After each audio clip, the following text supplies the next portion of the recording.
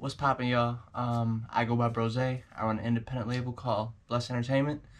And we already did week 1, but I've been thinking, I watched YouTube. Wow, sorry, let me go get some water.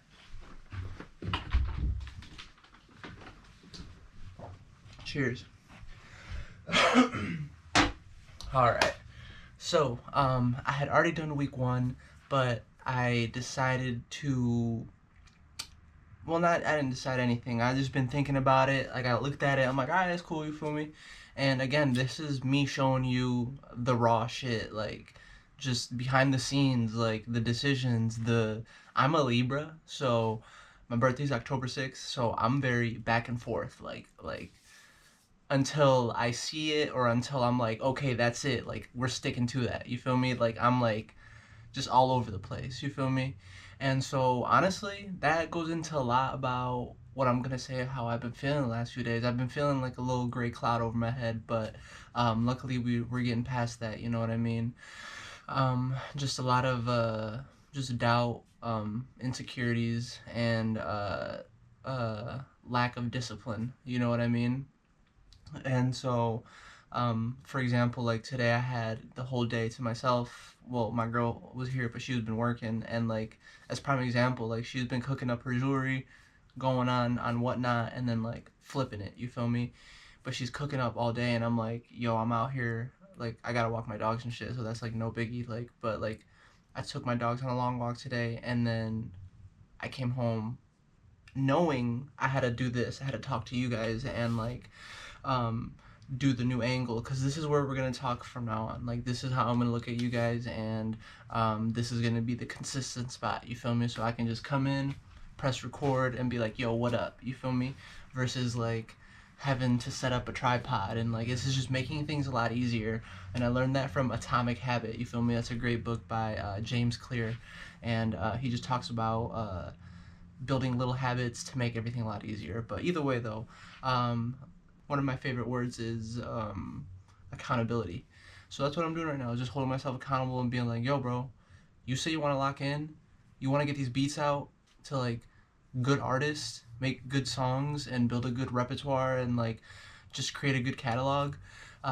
Let's get to it, you feel me? And so I guess like the first video was so scattered, and like this one is kind of like, I'm not saying as scattered, but like the whole point of this series is for you to see behind the scenes of how I feel throughout my journey of figuring out the music business, and also finding myself as an artist and like my sound, you know what I mean? So I've been feeling like a gray cloud over my head, or just because, just on some real shit, just life shit, whatever, life be lifing, right?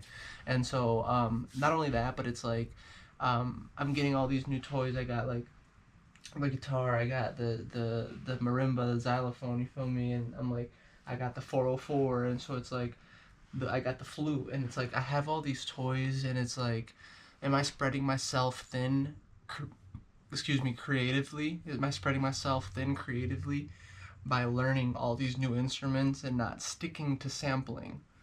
I always answer my own question with no, you know what I mean? Because it's like I really feel like I'm meant to learn this stuff. Like I'm meant to learn the instruments and make the music to flip and make into dope ass samples, you know what I mean?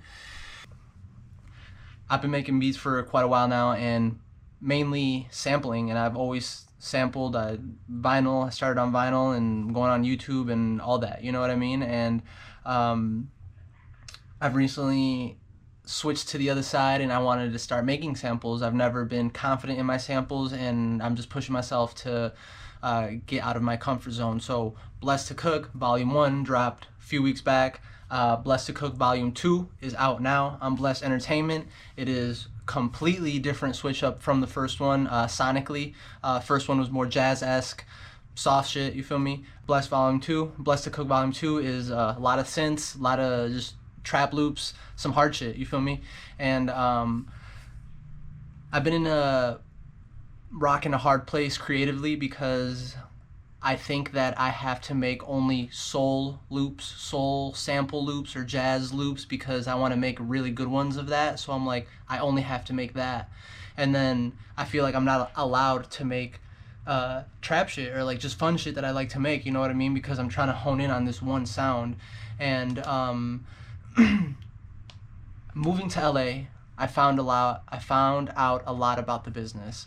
Artists don't only eat from streaming. We have to find ways. We have to find the most successful people have their hands in multiple pies. You feel me?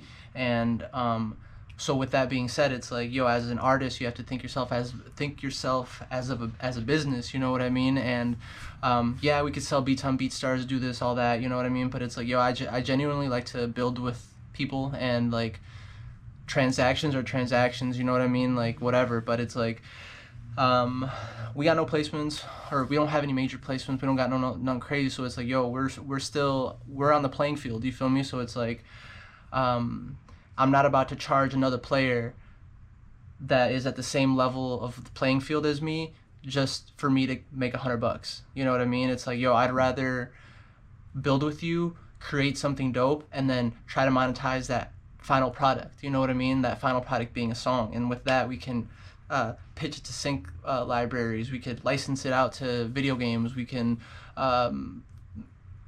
make content and monetize the content. You know what I mean? And so it's like, there's so many different ways of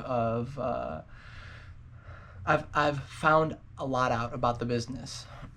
And in a way, ignorance is bliss, because I would just make beats just to have fun. You know what I mean? And just the idea of having a big rap placement, like having a Kendrick or having a J. Cole or the Schoolboys, and you know what I mean? And like, the older I get, the more experience and exposure I get to this business, I find out ways to monetize that final product being a song or being a beat. You know what I mean? And so like, again, ignorance is bliss, and I'm just making beats just to have fun. But once I start finding out that we can't get sync placements with samples and this, it's like, yo, I gotta shift, which is good. You know what I'm saying? It's good to know this information, and it's good to be prepared for when things come up. It's good to know the knowledge. You know what I mean? But I shouldn't be pivoting my whole way of playing just to get a bag. You get what I'm saying? It's like, nah. Like, make sure your creation and you're good. You feel me? Versus before you try even go out and get a bag. Like, don't just make stuff just for the money. You know what I mean? Like, that shit's not fun. I haven't been having fun. You know what I mean? But I do have fun when I'm doing what I love, and like not thinking about, oh, I need to make X beat for X placements. You know what I mean? It's like, nah, fool, just cook. Just cook. And then at the end of the week, at the end of the day, you'll have your little pack that you made, and cipher through that, and then, you know, determine where you can send it after you've made it. But I feel like me going in before making the beat and being like, okay, I'm gonna make a beat that could land on here, you feel me, is a good way to look at it. But like, that's the only thing I've been thinking about, you feel me? And so it's like, I should just, I don't know, like, even saying it out loud is like, I love to sample. I love to make beats off sampling, and the soul samples, the chopping, you feel me? All that shit's so fun to me. And I just gotta make shit, bro. Like, I just gotta continue to make shit. I don't give a fuck about anything. I'm gonna sample. I'm gonna make my samples, and we're just gonna make dope beats all around. You feel me? That's it. Like, we're just gonna make dope beats. I don't care about nothing. I shouldn't worry about not using a sample, clearing it or whatever, you feel me? It's like, nah, I know that already, but I'm still gonna do it for when this song blows up or this shit takes off. I can go hit up the homies, hey, let's rework the sample, or let's remake the sample, or that's too much percentage, give us half, you feel me? Or like, whatever, you know what I'm saying? Like, like, I get it, that's your sample, you want to take X%.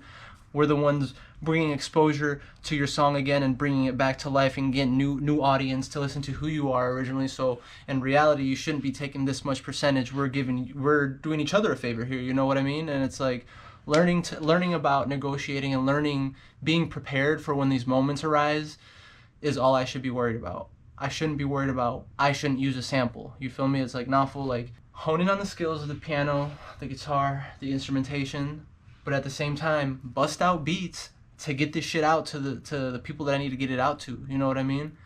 And yeah, we're just blessed to cook. You feel me? Like, Blessed to Cook Volume 1 been out. Blessed to Cook Volume 2 out now. You know what I'm saying?